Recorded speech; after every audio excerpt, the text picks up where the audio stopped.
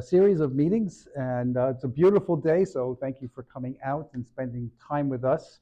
It's good to be back. As you know, I missed both meetings in July because I was traveling, and we didn't have a meeting last month. So it's been, what, 2.5 months since I was last here. So we have new coasters that we purchased that just arrived last week. We have our stickers, we have pizza, so yeah, so without further ado, Just there we go. Okay, great. So so let's get started.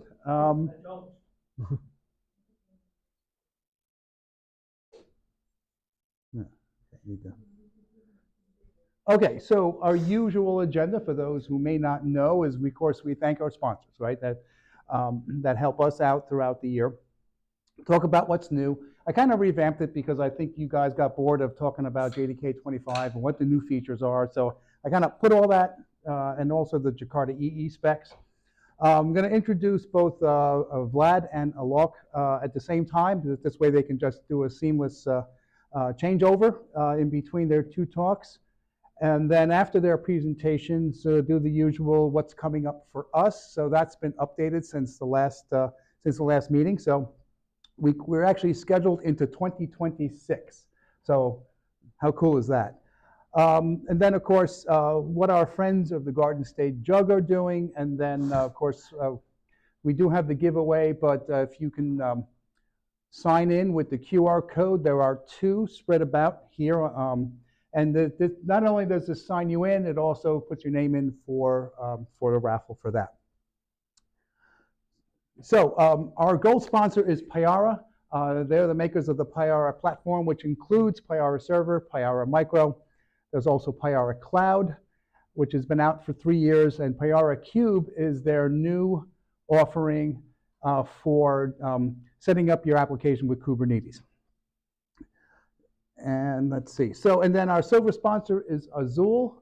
They make their own downstream distribution of OpenJDK. So with the release of JDK next week, or JDK25 next week, they'll have theirs out as well. And then DevNexus, the call for papers ends on the 15th. So DevNexus 2026 is in March, first week of March. So check out their website. Their website was recently redone, so it looks quite nice. And then our per meeting sponsors is the 2 pizza places here in town, the Romanelli's and the Firehouse Pizza. JetBrains, of course, provides the 1-year licenses to IntelliJ IDEA. And then the Eclipse Foundation makers, they're the sponsors of Jakarta EE, among other open source projects.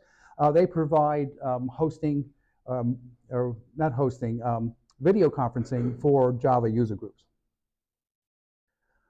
All right, our memberships include the Jakarta EE ambassadors, the Microprofile Working Group, Jakarta EE Working Group, and the Virtual Jug. Payara has done a number of podcasts with Java user groups. This is some of the community outreach they've been doing throughout the year. So we were the first ones to be interviewed. So Barry and I participated in that back in January.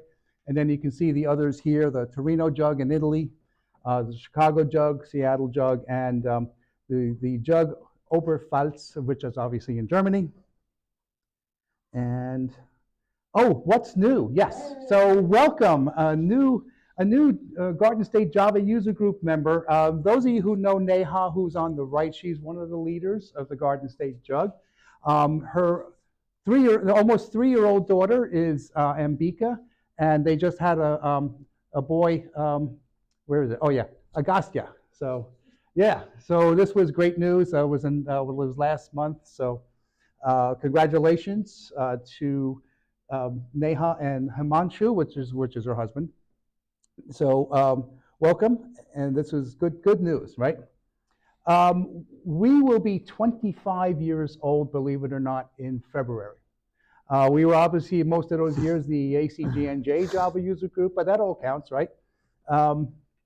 So we're planning some kind of separate celebration or separately from the normal meeting time. So right now we're looking at February 10th for our normal meeting date, and tentatively the 17th to do a virtual event with special guests.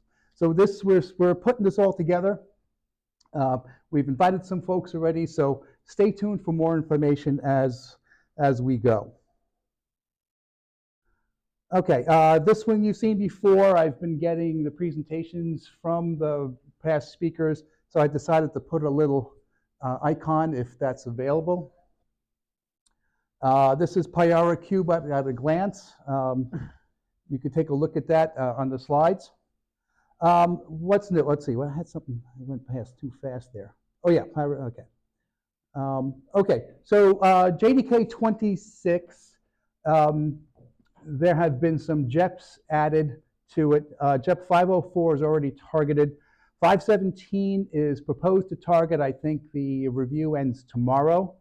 And then hot off the press, JEP 522, and that's the G1 or GC-G1, something to do with that. I can't remember off the top of my head. So I didn't realize I didn't add that to the slide. So by mid-December, we'll have the feature set frozen for JDK 26. And as you may already know, JDK 25 comes out Tuesday of next week, so a week from today. Yeah, speaking of which. So release candidate 2, you can see all that. And there's the release schedule for 25. The release schedule comes out for 26 at some point soon. So, all right, Jakarta EE12. You've seen this before. We got 3 new specs. Jakarta Query will most likely make it to 12. The other 2 there, they came over from the old JSRs, which haven't been maintained since 2017, I want to say. So right around the time Oracle donated Jakarta EE to the Eclipse Foundation. So they'll need some work, but they are brand new. They are standalone at the moment. All right, so we have Vlad first and then Alok afterwards. So I'm going to read both their bios now. Then they can switch over more easily. So Vlad says it's my introduction to computers began in the 1990s when my parents bought a ZX Spectrum. I became familiar with BASIC, then Pascal. I did all those too. Let's see. At university, I studied C, C++. After graduating, I worked at a telecom company. He developed various systems using C++. Later, he got acquainted with C#. Then there was a break in his development career. I joined an oil company. Oh, was it Exxon? Or no? No. Okay. Where, in addition to administering computer systems, I created the country's most powerful computing cluster. He decided to return to development because he enjoyed it more. He chose Java as a more promising language. I'm sorry, I don't have my reading glasses. The earpiece broke. He worked on several interesting projects in domains such as e-commerce and fintech, and he's been developing with Java for the last 8 years. And besides Java, he has developed using Kotlin and Golang. I know, Bill, that's one of your favorite languages there.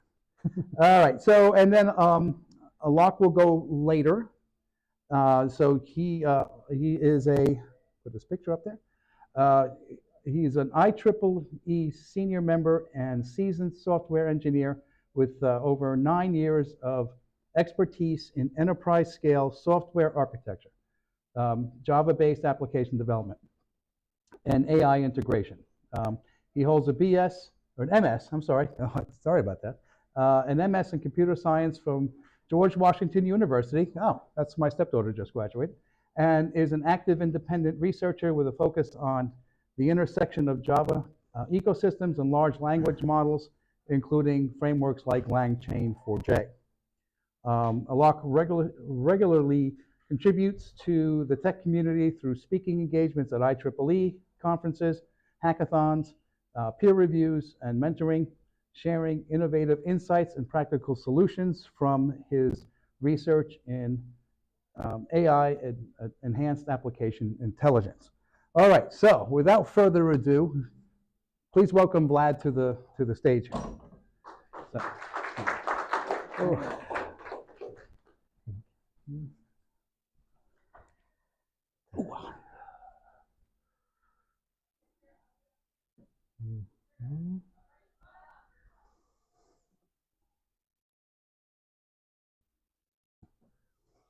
Okay. Hello, everyone. Thank you for coming. Today, I'll talk about one of our projects. It's called Cost Transparency Platform, or just City Platform. The goal of this platform to take expense data from many systems and clean this information, add extra information, some data, and make ready for the financial department. This is data is that business can plan better and trust the numbers. Why is it important? Because it keeps all transformation clear for audits, reduce errors, and allow to us change business rules without changing or redeploying code. We use Apache Spark for big data processing, and jobs run on Azure Databricks. So we can Databricks allow us to scale when data is grow. Also, we use Spring4 framework for data dependency injections and configuration.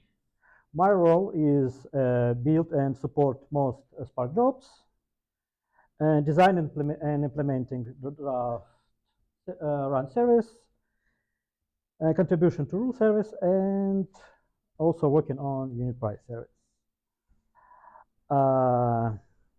What the cost transparency platform means? It's a main source of trust for expense data. We collect data from many systems, like from files, database, then we unify it in one format. We can work with streams, data lakes, and data warehouse too. The key benefit of this platform is trust. Financial department knows that data is checked, enriched, and traceable. This gives them confidence when they're working with processed data. Before we built City Platform, the company had an older platform. The system was outdated and not supported anymore. Difficult to maintain and not flexible enough for new business needs. Now with City Platform, logic is rule-based. If an department wants to change something in processing logic or business logic, they can just update rules in rule service. We don't need to change any Spark code. This makes update safer and faster. Also, every step in pipeline is traceable. We can always show how raw data became to final numbers. It's very important for regulated industries and for departments with large budgets.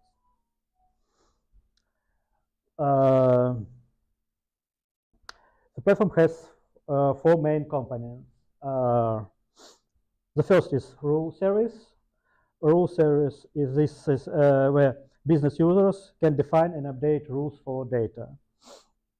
The second is a DraftRun Service. It's a safe place to test new rules before they go to live. Third is unit price service. It keeps the price list and builds files which will be used by Spark jobs. And for the fourth is Spark jobs. They perform all data transformation. Together, these 4 give us flexibility, cost control, and accuracy. Rule service. Rule service is the brain of City Platform. Instead of putting main logic directly into Spark jobs, we keep it here. If the financial department wants to change something, they can go to the service, update any rules there, and we don't need to redeploy it, because after updating, any rules will be automatically uploaded to storage where Spark job will take it and use it. The DraftRun service is our sandbox for testing new rules. Running full pipelines is expensive. That's why DraftRun service runs only specific Spark jobs, which is necessary to validate rules. And then this service provides report, show if rules work as expected. The classes start only when needed and stop right after. This is save money and make tests safe. Unit price is unit price. Yeah, unit price service is single source of trust of service pricing. If prices are wrong, file numbers will be also wrong. This service makes sure we always use correct and up-to-date prices. It also allow managed prices and create a file which will be used by Spark jobs. And Spark. Apache Spark is the center of City platform. Spark is distributed framework for big data processing. It works by splitting data across many machines in a cluster. One of the benefits is that Spark keeps all intermediate results in memory, not on disk. This makes processing much faster. Spark is also flexible.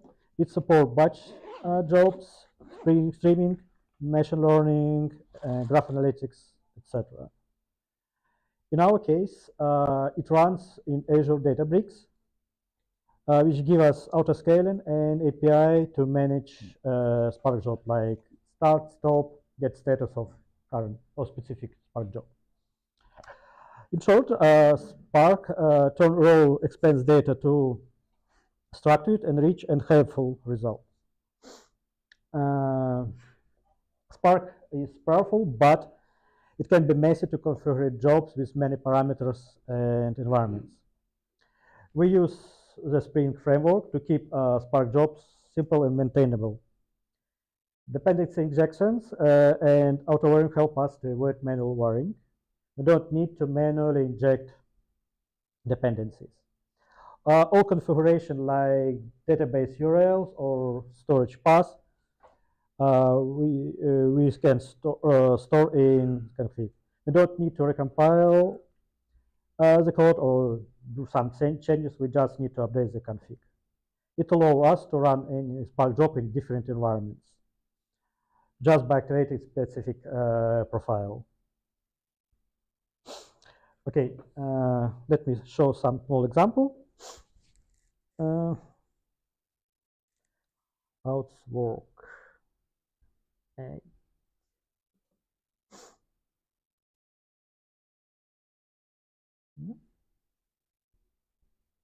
Okay, this looks like the simple and usual, like ordinary application, but we use Spring to create context, and all beans will be this context. Oops, don't. There we go.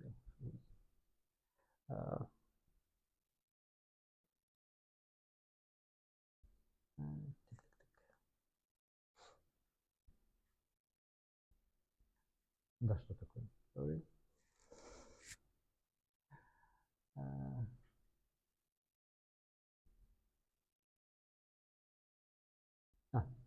Here. Main class, pipeline class. This is like main class when we provide our pipeline of processing.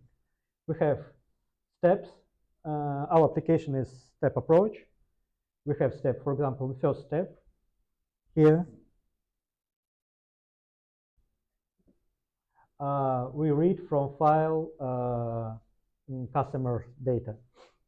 For example, here we read it from CSV file, but it's also can be from, we can read from database. Okay, then we read transaction information. It's pretty the same, and then we join data. Join data by ID column. And select necessary field for example, for current report. This is customer email, date, and amount.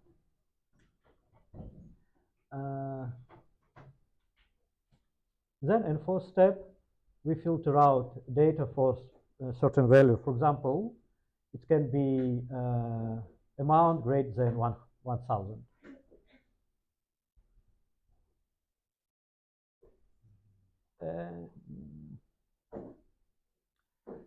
And then we just save result. It depends on configuration. It can be saved.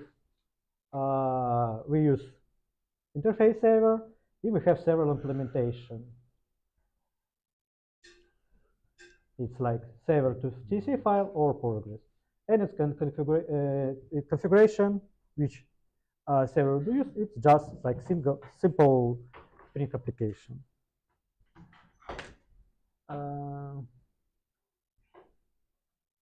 Also, we have configuration file. We provide a application YAML to store our configuration, create necessary beans like Spark session and property placeholder. Something like to have some properties and use these properties in our application. This is like benefits from Spring. Okay, we can run.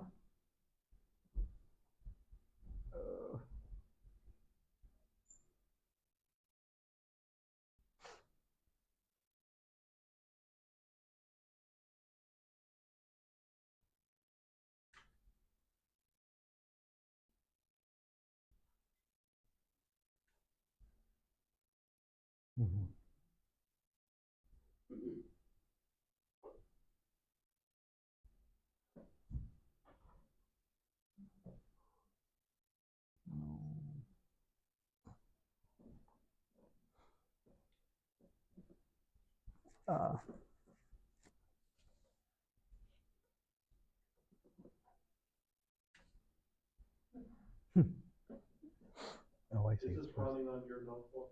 Is it running locally? Yeah.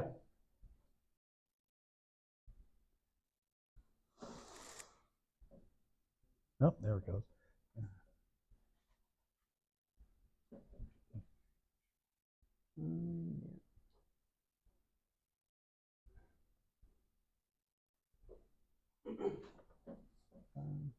Okay, this is log from Spark. They produce a lot of information, a lot of logs. First of all, they start and check pipeline is workable or not. Then start processing at the end of validation.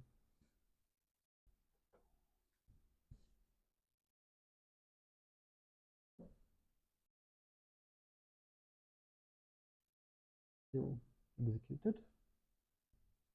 How much data is in the file? How much data is in the file that you're reading? Sorry? No, it's not a lot. It's very quick because it's very few data in files. Yeah. That's it, and we can check. Let's try to.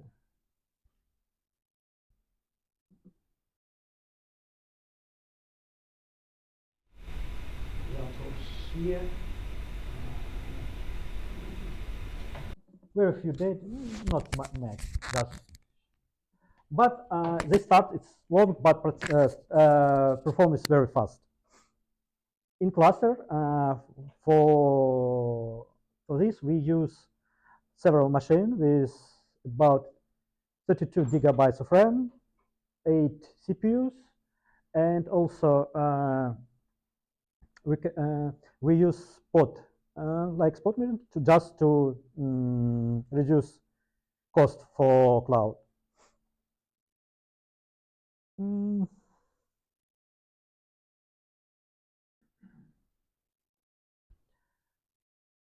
Okay, like final. Okay, to summarize, the platform brings speed, accuracy, and flexibility to financial processing. Our services, rule service, DraftRun and unit price service keep business logic separately for Spark jobs. Spark does the heavy processing. Spring keep it clean and maintainable. Databricks gives us a scale. This technology helps us to provide a good solution for our clients and our business. That's it. Yeah. Yeah. I didn't pick up on how it was rule driven. Sorry? I didn't pick up from your discussion how it was rule driven. How? How did you do the rule processing? Rule processing. Okay. With service, we provide some logic when we user can define what should be. Like for example, if some value great, then another value, and this is the same approach. They in special application create this pipeline to how to conquer data should be processed. Then we create large JSON file and store to storage. You wrote all that yourself. You're not using a framework for doing the rule processing. No. Yeah, we provide like specific DSL, which supported by Spark. But for storing and users users will be better to use something different that's just DSL from Spark. That's why we use another type of design and approach to create and update rules for useful and convenient for users, not for Apache Spark. That's why we have some changing from our presentation to Spark presentation.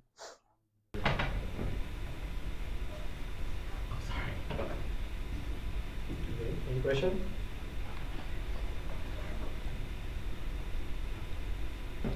All right, great. That's it. Okay, keep it here. You're up next. And your laptop. I already introduced you before we got started.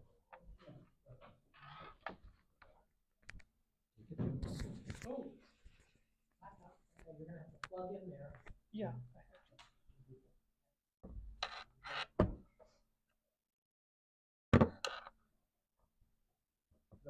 No, I fixed the error on the web. Thank you. Sorry. That's fine. Thank you.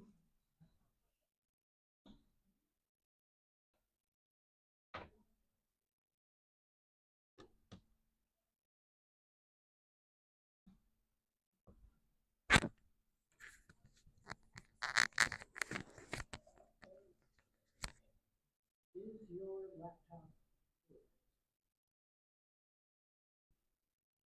There. Awesome. Excuse me. Hi everyone, am I audible? Great. Yeah, thank you for joining the talk today. A little louder if you will. Sure. It's not the mic, I'm just saying if you could lean a little louder in our room. Yeah, hi everyone, thank you for joining the my talk today. So I just wanted to present some use cases on practical applications of AI in Java, which I am working on currently. So a little about me. I'm a software engineer with 9 years of experience in finance and e-commerce domain. I hold a MS in computer science from the George Washington University. I am active in IEEE through various initiatives. And in my free time, I'm working on researching different applications of AI in Java. And just wanted to present two of them today. So this will be the agenda of our talk. LangChain4j is one of the way where we can implement or use a different LLMs in Java. So we will briefly touch on that. Then we have two different use cases to go over.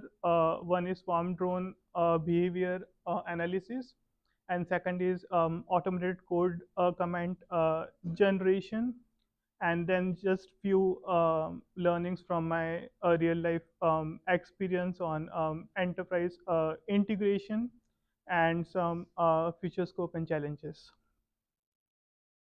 So just a quick overview of what LangChain4j is. On high level, LangChain4j allows implementation or integration of different large language models in Java applications. It also allows a quick and easy switching between LLM models. It integrates very easily into Java application. I've been working with it a lot using Spring Boot, and it's super easy.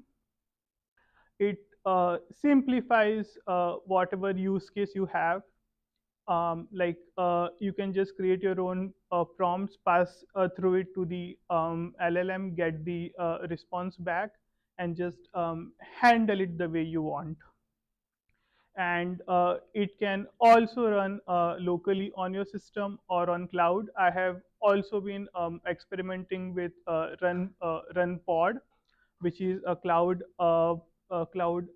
provider of servers, and setting it over there is pretty easy too. And it's open source community driven. So um, lot of active volunteers and new changes coming up in the library very often.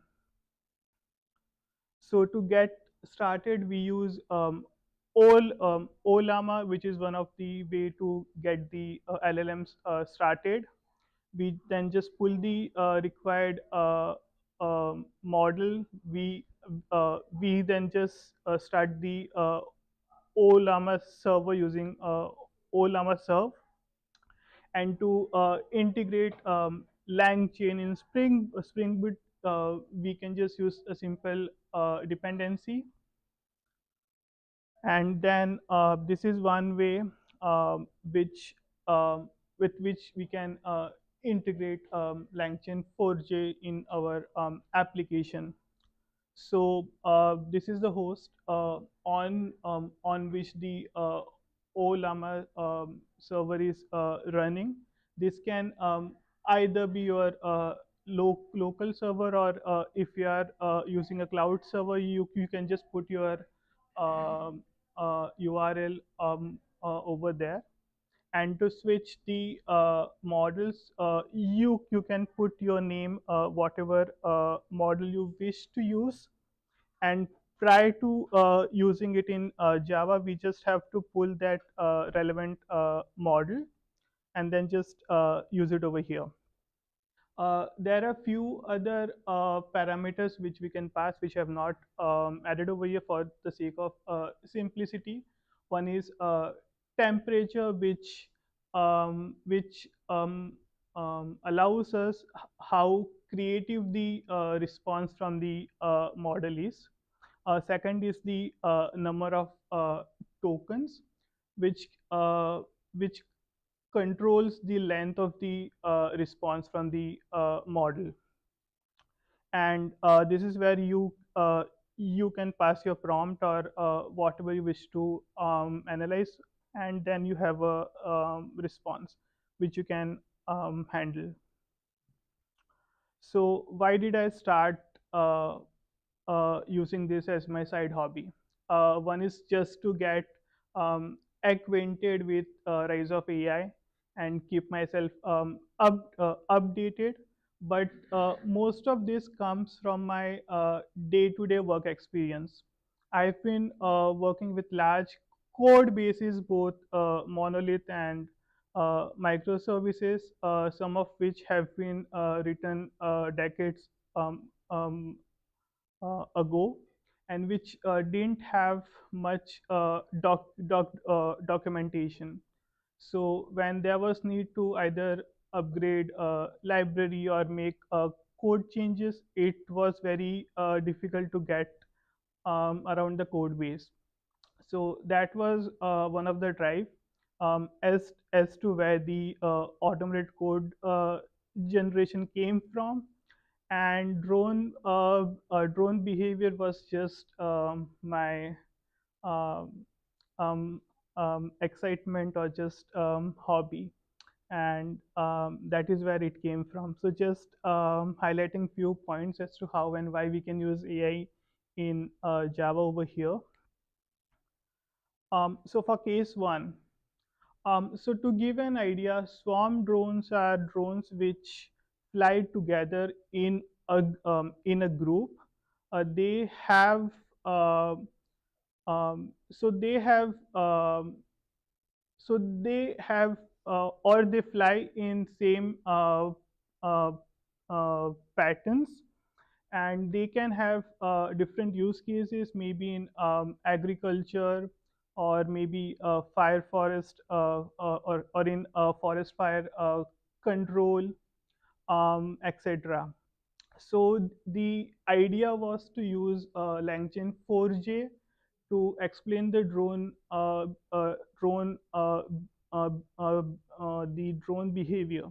So when the operators operate the drone, they at times might not have full visibility as to why their drones are behaving in a certain way.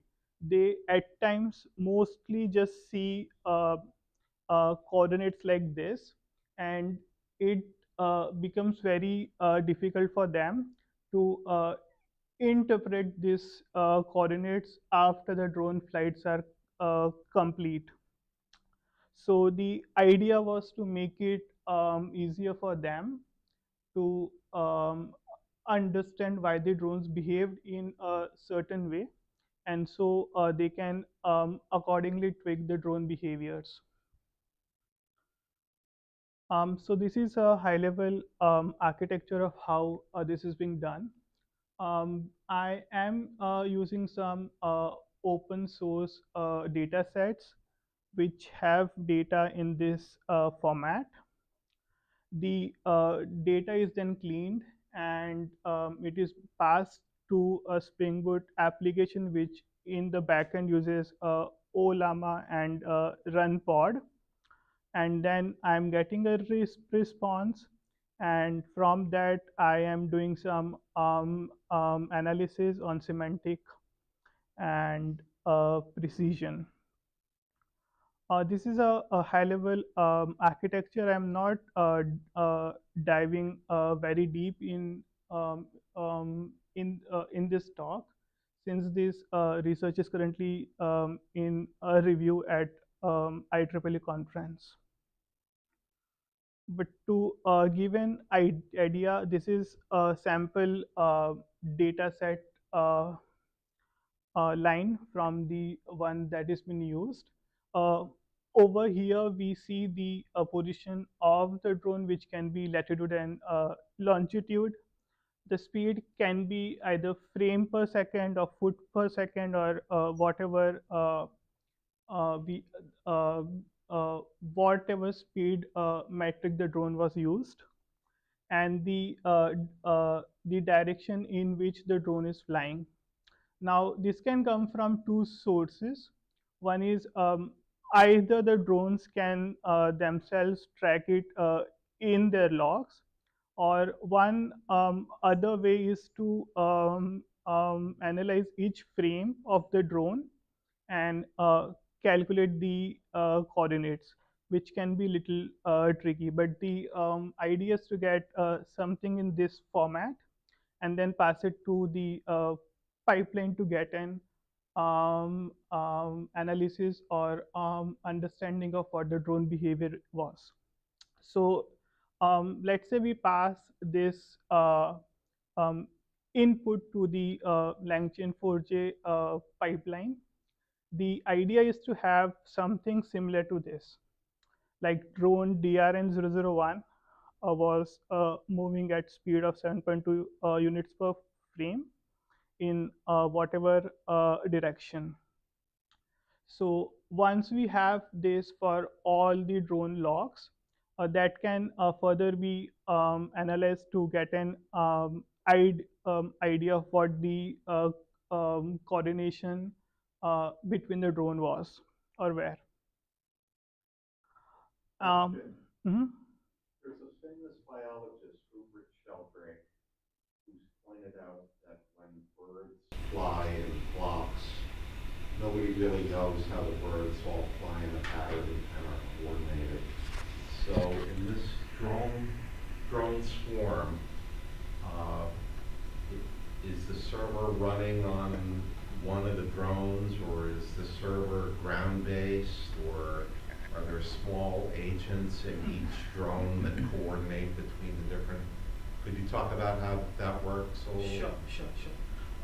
So currently, what I'm using is after the flight is completed, so the data is downloaded from the drone and then analyzed. But we can also have edge AI, wherein we will have small micro uh, model running on the drone itself. They do some analysis and then that can be tracked. One of the biggest drawback of it is we don't have enough computing power on drone to do the um, uh, analysis right there. So one way could be to have a live feed of the drone movement to a central server where the analysis has been done in real time. Did I answer the question? So I heard the word edge in there. So all of these guys are talking to, say, an edge server, which I suppose could be on a bigger, more expensive drone. Maybe another way to put the question is, what are the computers that are on each drone? Is it a Arduino or something very modest because it's light? Yeah, so it will be very modest. It will not be able to do the actual analysis on the drone itself.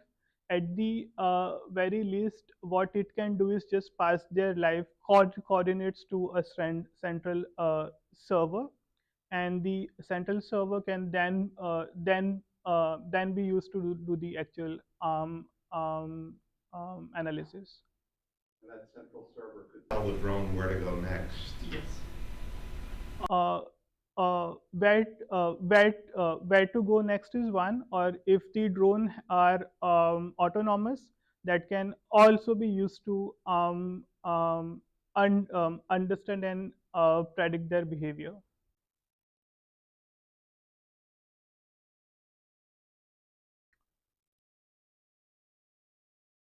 Yeah, and I'm just going high level of what is being currently done once the analysis has been generated from LangChain4j.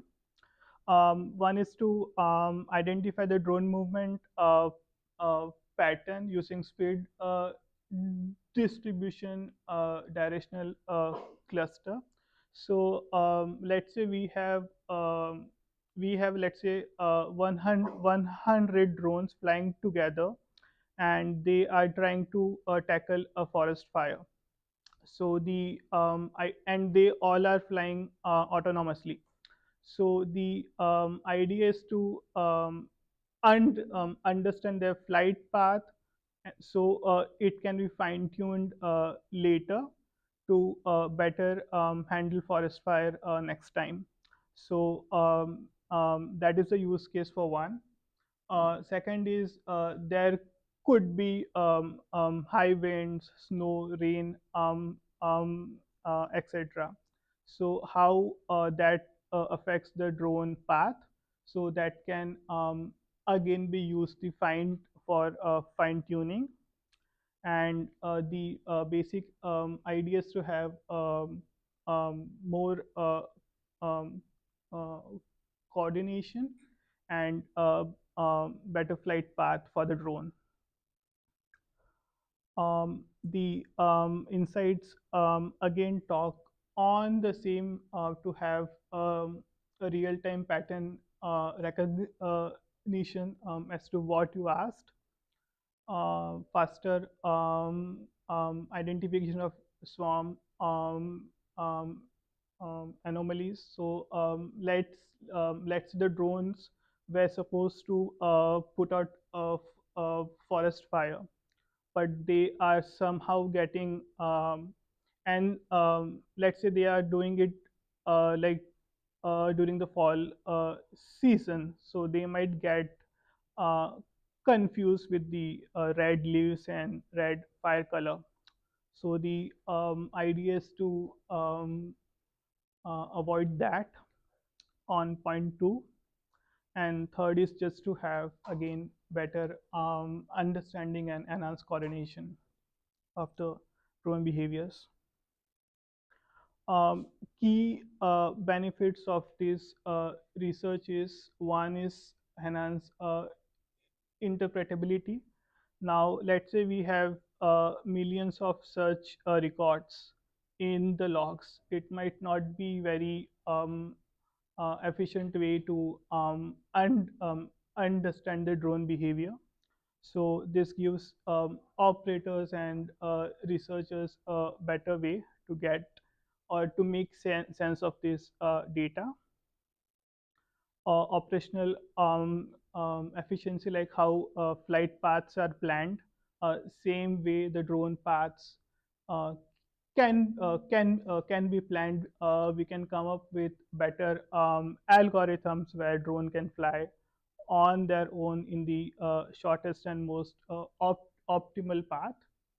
The architecture that is being developed is being developed in a modular way, which can be used in a plug and play format. Now, some of the applications I touched upon is security and surveillance for a real-time threat detection or a national security. Agriculture spraying of pesticides or preventing deforestation. Smart city solutions, monitoring of traffic, crime rates, etc. So this was for case study 1. Any questions?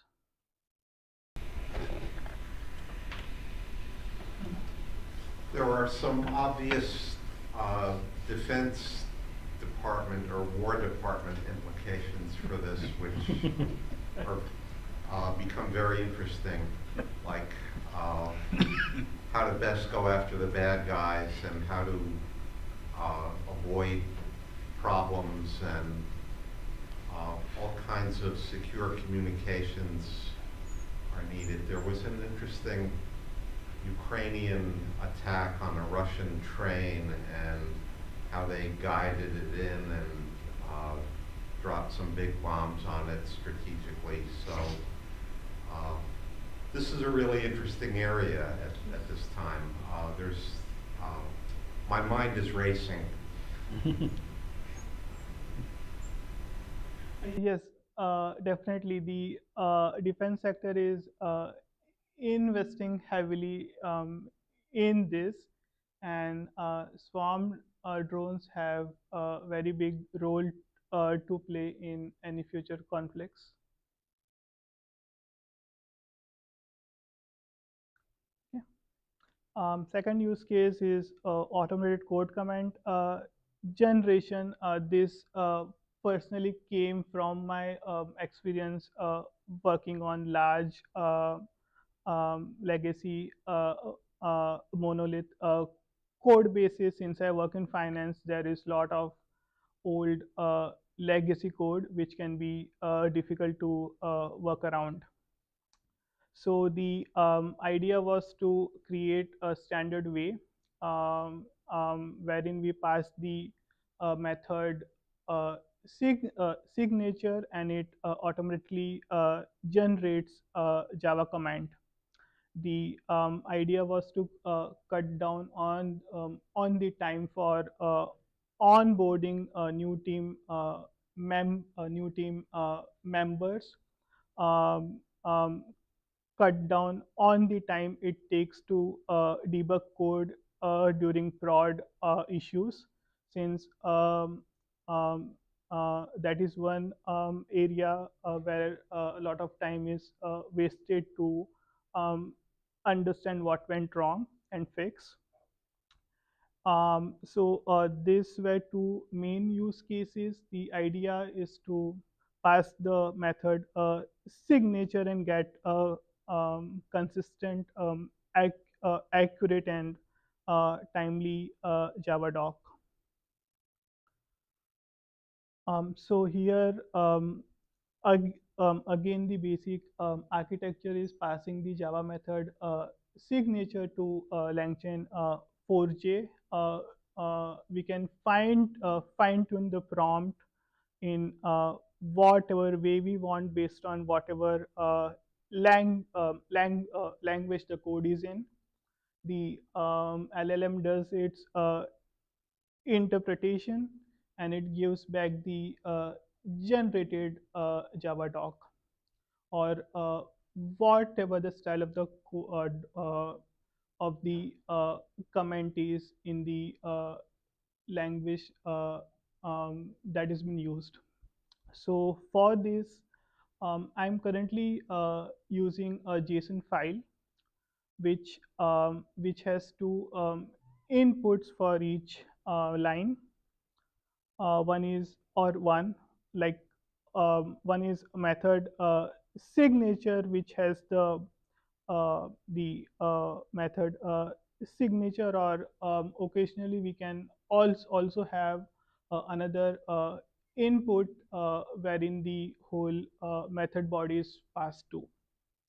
So the idea is to pass it to the LLM and get a Java doc in such format.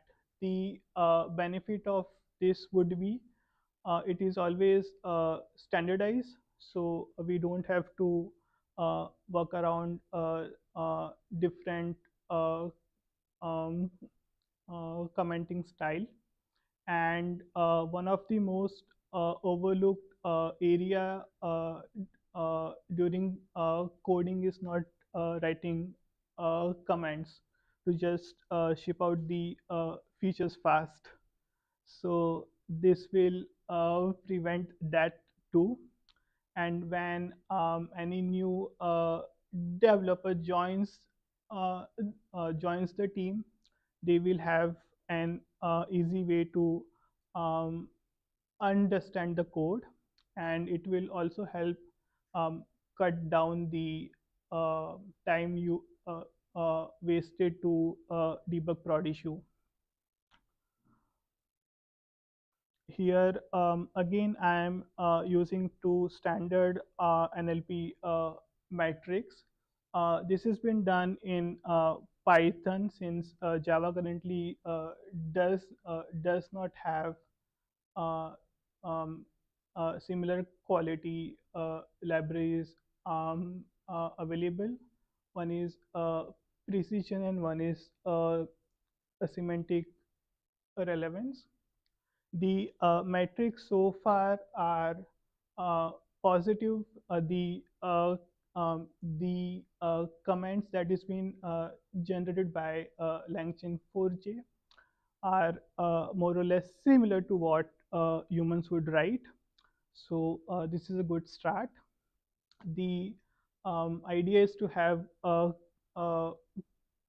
consistent quality of documentation, faster identification of issues, easier maintainability, and debugging, and cutting down on uh, onboarding process. Like at least my team, we have a new joiner every 6 months through rotation. So we have to waste a few weeks every 6 months just to help them get um, acquainted with the uh, code base. So that is time and money wasted. So that will be cut down at the very least.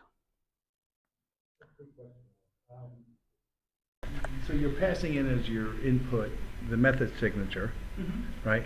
And so, based on the method itself, int, your standard built-in data types, it's easy enough to put out the first integer value, second integer value. But what about things like if you're passing in an instance of a class, custom class, how would it know what to put as a description in the parameters?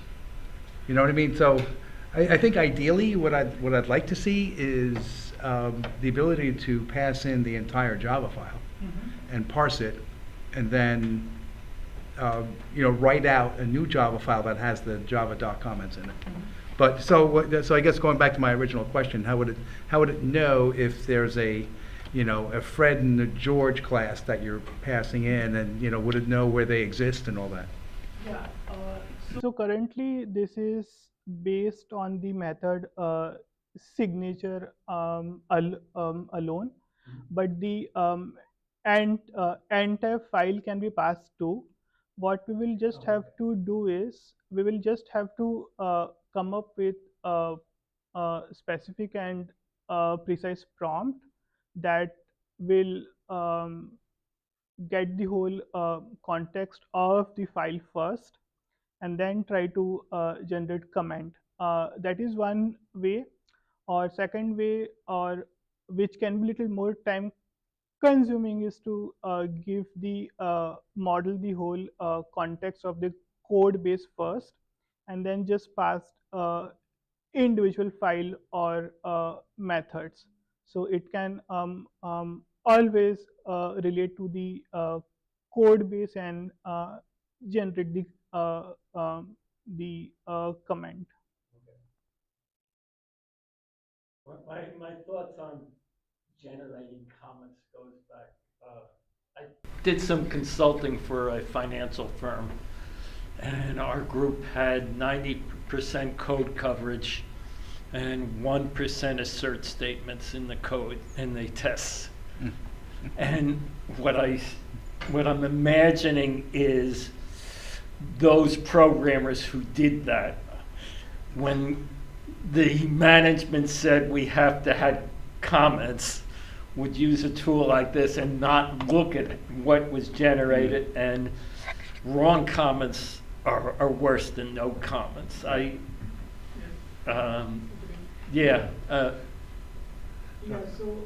that is the reason I'm also doing NLP metrics to ensure the code, the comment generated makes sense.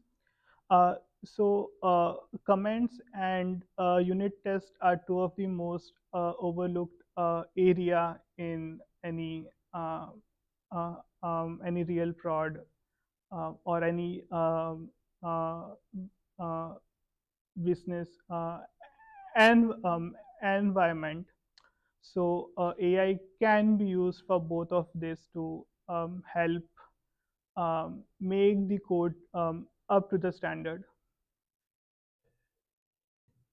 So following up on those two comments, I've had two different problems that I've been struggling with for months. I just saw a thing on the new ChatGPT 5 or something, and I signed up for Cursor, which is like $20 a month, but they give you 2 weeks free. And I put both of these problems in, and what Cursor wants is a simplified description of the problem. So the cool thing about this scenario for code that's cryptic and legacy and nobody really is around anymore to understand it, you could put this code into your thing and get it fully commented. And then you could feed that into Cursor, and Cursor could, the problem with Cursor is you can't give it too general a thing. If it's a module, you have to tell it kind of specifically.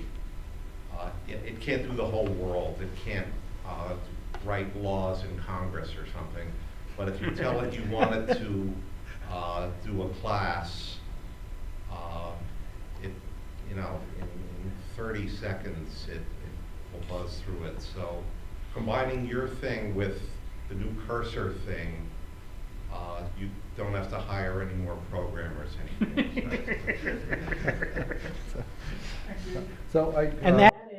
And that ends this session today.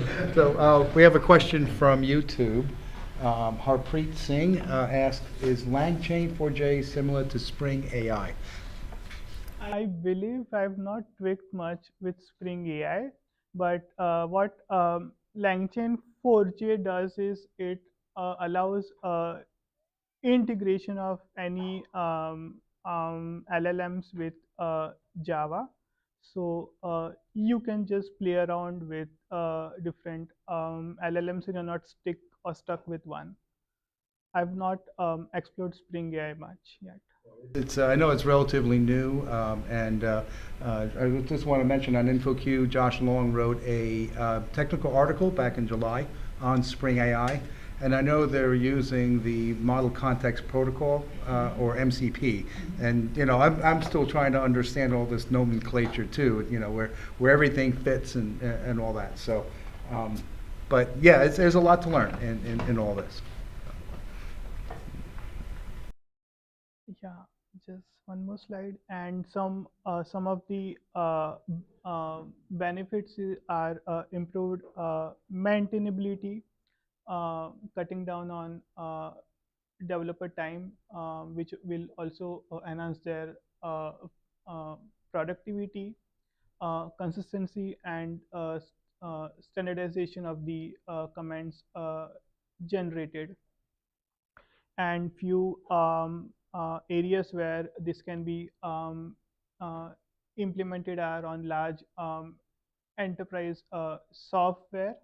This also has implications or implementation scope in educational tools, like when you programmer are learning to code, it can automatically generate a comment once their methods are complete, so which will give them a live feedback of how and what their methods does. And open source projects, again, most of them don't have uh, standard comments, so this can be used there too. And these are just based on my experience and learning. Why LangChain4j? Again, it is minimal setup, quick and easy switching of different LLMs, so you can use different LLMs to create your MVP, and then just stick with one which works best for you. Scalable and secure. You can have it running locally for your privacy focused application, or you can run it on cloud and then just use an endpoint to offload all the heavy lifting tasks. Or even for edge AI, like the drone, wherein the coordinates can be passed to a remote server for the actual analysis. Some of the challenges: most of the LLMs currently lack domain-specific knowledge. So one upcoming area is to have a domain-specific LLM, so that it can be used for better, let's say, comment or a response generation. One area is data privacy and security. Whatever we currently pass to, let's say, any open source or a commercially available LLM might not be safe. Like their developers, etc., might have access to that data. So one way to work around that is having your own LLM server running, so you don't have to offload any data to third-party server. And one of the main challenges computational resource. Like they need a lot of GPU power to work. So there is always a need for better and higher GPU power. It can be local or cloud. If you have high enough GPU, you can run locally or use a cloud endpoint. I personally use RunPod a lot, but we also have AWS, GCP, etc. Yeah, this is just the summary of what we covered today. And thank you for your time.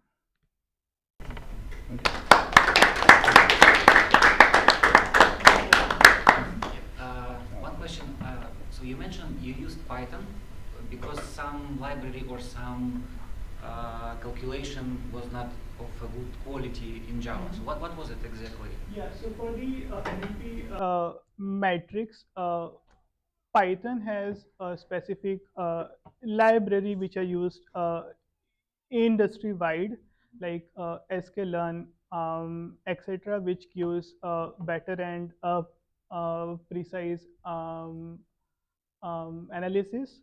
And Java currently does not have something as good as that.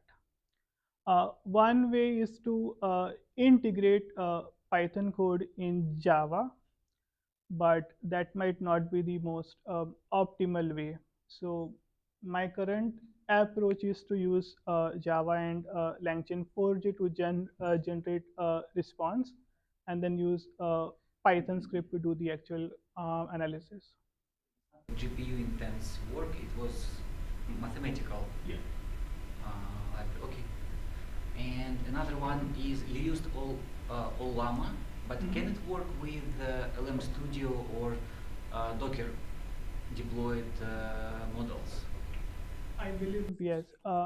As long as you have a way to pass it to LangChain4j in this format, you should be good. It will be probably different class, right? Like not Yeah. Llama, but tune package. Yeah.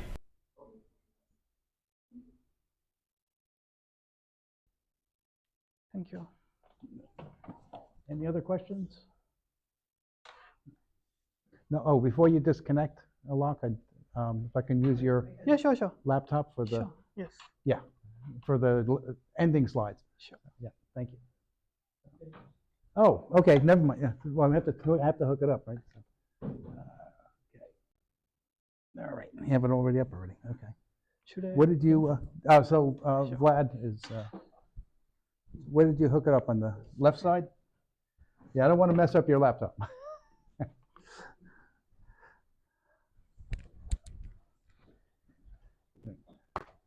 right, let's thank Alok again for, and also Vlad for their presentations. So.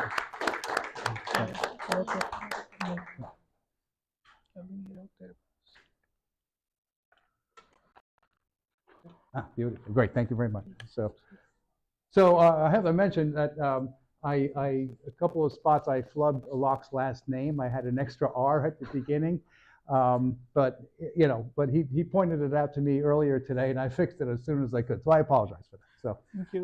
it was mainly on the front page, but everywhere else it was It was good. So yeah, so just to wrap things up, so upcoming events out in the Java world, there's the Jalapeno Conference in Mexico City. Will be next week. Well, actually, take that back. When is that? That's probably over the weekend. Okay. So yeah, and there's that. You can look up that. Dev2 Next is at the end of this month into early October.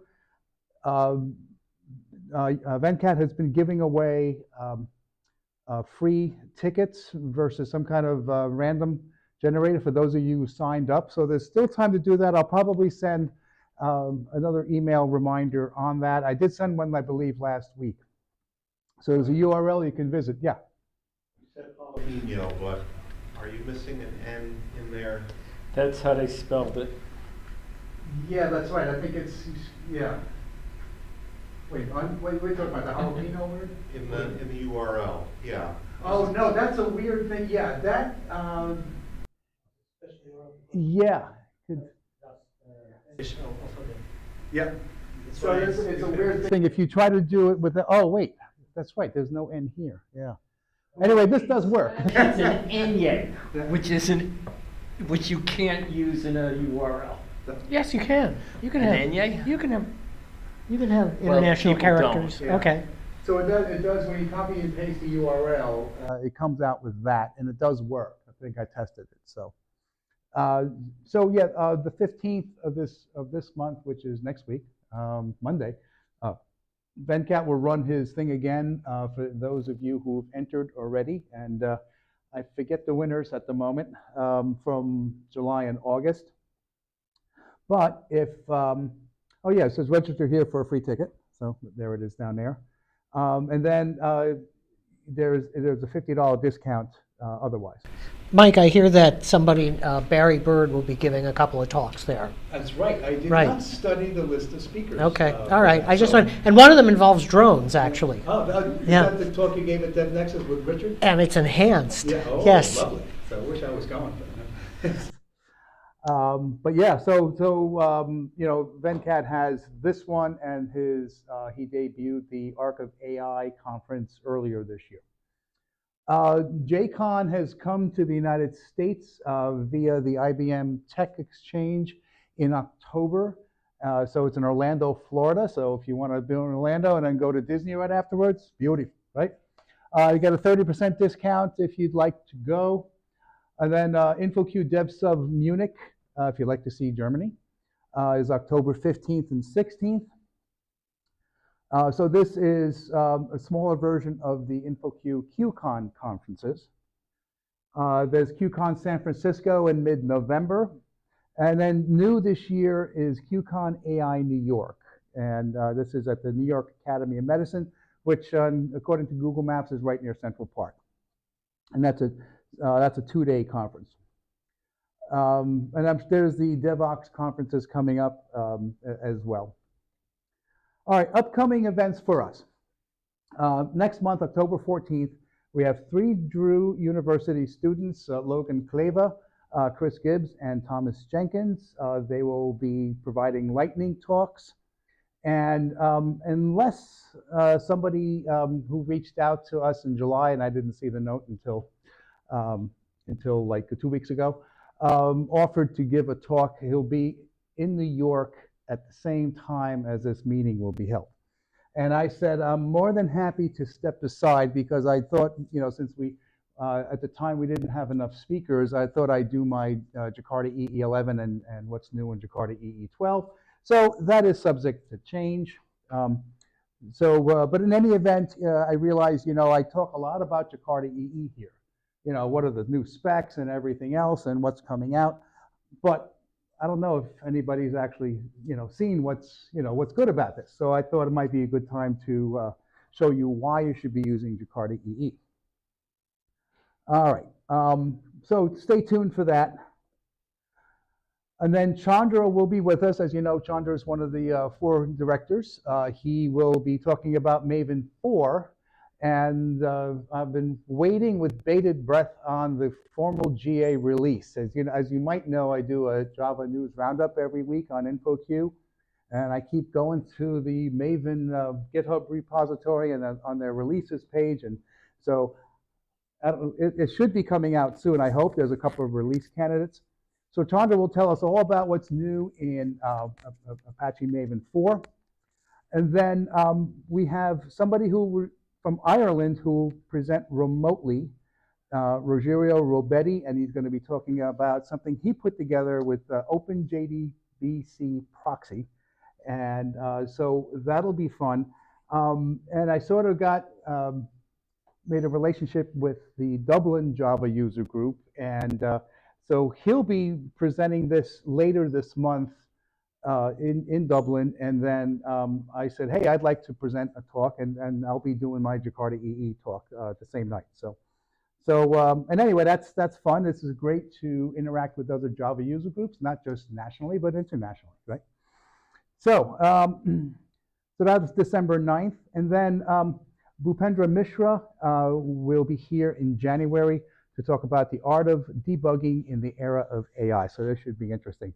I should be getting the abstract sometime this week, so stay tuned. The infrastructure for the announcement is on the website, but no details yet. All right, so the friends of GS Jug, our friend Gene Boyarsky will be speaking at the Boston Java user group, or the ACM chapter, this Thursday. And at the same night, there's a lightning talk. Okay. And then somebody named Philip Hodges will be at the Kansas City Jug securing Spring AI. Our friend Venkat will be at the Atlanta Jug next Tuesday, which is the formal release date of Java 25, which is the next long-term support release, by the way. And there are 18 new features. And then the Chicago Jug is doing a infrastructure resource monitoring and data security for developers. According to their, it's not Meetup anymore. They're using something called Luma, which is an alternative to Meetup.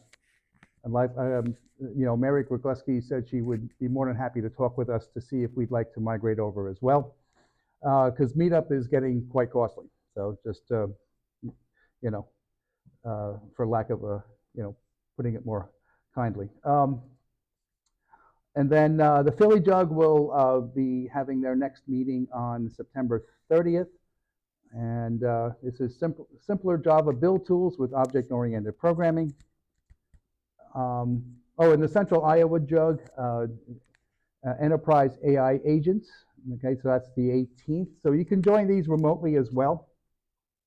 So, and then New York is The 23rd. the 23rd, that's right. So, do you know information who, when, where? Gene will be talking about Java 25, and Frank will be telling us about even more than before, about AI. Okay, awesome, yeah. Yeah, Frank's the guy, the AA guy, definitely for sure, no question. So, all right, so our IntelliJ ID winners, IDEA winners so far. You can see the list right there. Chris Braz had won last month. We didn't have a meeting, so we have an extra license to give away. So we can, maybe by the time October's meeting, we will have enough licenses to give away. But in any event, yeah. So so that's the list of folks. So of course I'll be running the random generator at some point, and so please sign in with the QR codes. I looked earlier. There's only about 9 folks that have done so far. I'd like to keep these accurate. If we can get everybody to do that. Do you want to show the QR codes again? Oh yeah, I have it here. So And don't forget the final slide, please. yes, of course, yeah. So this is a resources page I came up with just to add various things that I was presenting ad nauseum every month, and you know, it gets old in a hurry, right? So, and there's our sign-in form. If please sign in, and I'll wait about a minute, and I'll show the final slide that I think Barry put together for us via AI. Very important slide. All right, so yeah, like I said, we have everything covered through January, and then look out for information for a February speaker and our 25th anniversary virtual celebration. If we can get James Gosling, the father of Java, to join in on this, I think, Is this a public guilting No, of, it's is not, this you're a, not. you know, just to, But if you're listening out there, James, we would love to have you. Yeah, so I think this will be fun. I think there will be a lot of retrospective, especially, Barry, myself, and Paul, as we've, been around a long time doing this. Bill, you've been around too, for a lot of the Java meetings. I hope Paul Furbacher joins in if you're out there, Paul. Again, this is virtual, so but yeah, I think this will be a lot of fun. It's been quite the journey for us, having pretty much been flying under the radar for many years, just doing our own thing, and we love doing it, and that's the thing. And then we started getting external speakers, and then we rebranded in 2020, so 5 years ago. And it's been a great journey, especially with the sponsors that we have, like we have Pyara now, we had JFrog, we had Azul, and it's good. It's good to be part of this community and doing what we do every day. So if you guys are done, I can do the final slide, which is always fun. Thank you. If you haven't subscribed to our YouTube channel, please do so. So that's the URL at the bottom. These slides are available on the website. I don't have a link to it, but it's gsjuj.org/reveal.js. So reveal is what I use for these slides here. So, and this, the beer represents myself. So I'm a craft beer enthusiast, and Barry is a chocolate. What do you want to say? the chocolate glutton. Okay, Yeah. there you go. I'm going to have you say it, so I didn't know what to say. So anyway, thank you for coming out tonight. We'll try to get the abstracts from the students sometime soon. And so look for updates on the website. I'm sure I'll send you all an email. So safe travels home, and we'll see you next month.